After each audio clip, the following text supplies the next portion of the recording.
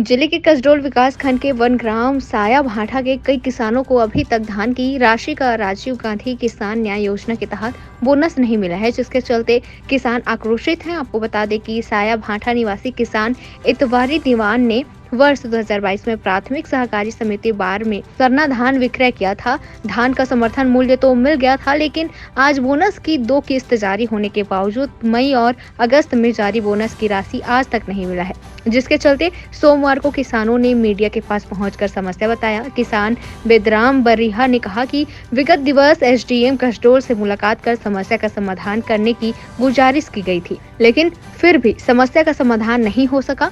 विभागीय जानकर बताते हैं कि टेक्निकल समस्या होने के कारण बोनस की राशि अभी तक नहीं मिला है। इधर नोडल अधिकारी अविनाश शर्मा ने कहा कि वन ग्राम होने के कारण कुछ किसानों को बोनस राशि नहीं मिला है, लेकिन सवाल यह उठता है कि वन ग्राम में ही कई किसानों को बोनस मिल चुका है, लेकिन इन किसानों को अभी तक क्यों नहीं मिला। फिलहाल किसान बोनस की राशि जल्दी नहीं मिलने पर चुनाव बहिष्कार के साथ सड़क में उतरकर आंदोलन करने की बात कह रहे हैं।